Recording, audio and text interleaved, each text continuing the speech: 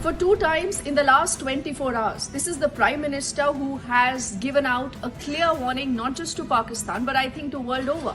He's given a message to people across the globe, to the Western media, to powers who believe that they still hold any veto when it comes to India.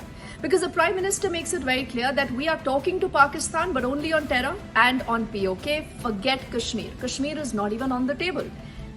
Clear message to Pakistan, clear message also to powers otherwise, like in America, who have believed that they can still speak about Kashmir, and Kashmir has always and always been just an issue between India and Pakistan, is something that has been the long-stated position of the governments here in New Delhi.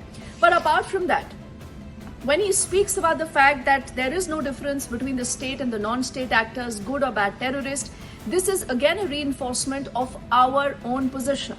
Many people are saying this is the new Modi doctrine. The new Modi doctrine that will say that hum andar ghus ke marenge, humne andar ghus ke mara hai, is what the Prime Minister has said. We've gone deep into Pakistan. We've gone inside into their heartland.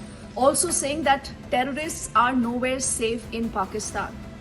For the second time in the last 24 hours, you have the Prime Minister repeating that message. So clearly, you see a lot of strong responses that have come in.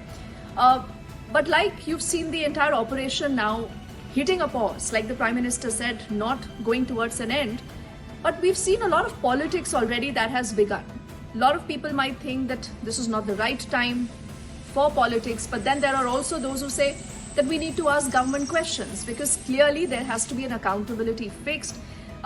There should be a larger discussion on what possibly has went wrong, what has gone behind this particular ceasefire. Was this the right time to announce a ceasefire or not? These are multiple questions that we are seeing a lot of political parties now back home here in the country raising.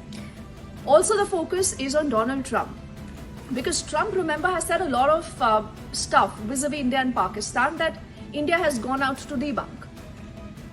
Clearly maintaining Kashmir not on the table, clearly maintaining that Kashmir is just about India and Pakistan and no third party is even warranted to be talking about it.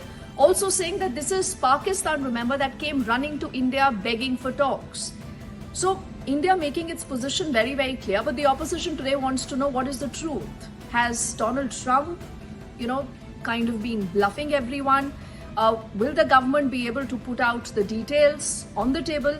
But then there is also this school of thought that has come in, not just from the government, but people otherwise in the defense establishment and elsewhere, who say when it comes to national security, it's important we speak about certain things like we've seen largely the opposition doing. Is the ceasefire going to be long lasting? It is temporary. Though the Prime Minister has said we will watch out Pakistan, we've put Pakistan on the notice, and this is just a pause, it is not the end. So we'll have to wait and see how Pakistan will be responding in the next few days to the next few weeks, and whether there's going to be any kind of movement when it comes to dealing with these terror and rogue elements. Not to forget, there are also those who now have started to underscore that is America wanting to just overstate its entire role in this entire conflict between India and Pakistan. Because at the end of it, how can you talk about India and Pakistan together? India is not the aggressor, India is the victim. And when you are targeted the way you are with Pakistan, with complete impunity, how is it that you hold yourself back and not go out the full throttle, something that India has done? That is the reason why you have multiple opposition parties also saying that the BJP, before it goes out on a Tiranga Yatra, that already now has begun, and there are images coming in from different parts of the country. They say that the BJP must answer questions on why the ceasefire was announced now, on the role of Trump. What really happened? Is Trump someone who has kind of pushed forward this entire deal, the ceasefire deal? But then you will also ask questions to the opposition. It's like the opposition was waiting. They were just waiting for this moment to put the government on the mat. So is this the right time for politics? Should there be any politics when it comes to national security? Is very, very clear. And when the Prime Minister says that we will talk to Pakistan but only on terror and on POK, this once again reinforces the fact that any dialogue with Pakistan is not happening now. It is a very, very low probability because you will not see Pakistan speaking about terror. You will definitely not see Pakistan speaking about POK. And this will tell you that the relationship between both India and Pakistan clearly is into difficult times after all the escalation that you have seen vis-a-vis Pakistan and the full response that has come in from India. And though there is a ceasefire, and if America wants us to believe that America is the underwriter for this deal, can America guarantee that there will be no more terror attacks? Can America guarantee that there will be no more ceasefire violations? These are important questions. Right now, a lot of these questions are being discussed, they are being spoken about, and that is, I think, the beauty of a democracy.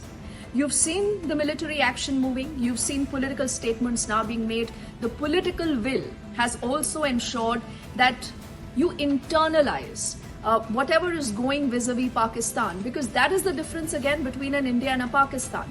Where in Pakistan, their own leader is being mocked, he's being called weak, someone calls him a coward. The deep state at GHQ Rawalpindi calling most of the shots, and most of the shots quite literally. But here you have the political will combining with the military might and the entire sentiment that you see in the country today that says no more terrorism. We cannot have another Pahalgam. So I think the next few days to the next few weeks, very significant when it comes to Pakistan. And when it comes to Pakistan, the more things change, the more they remain the same. We'll keep tracking the story and keep getting you updates on NDTV.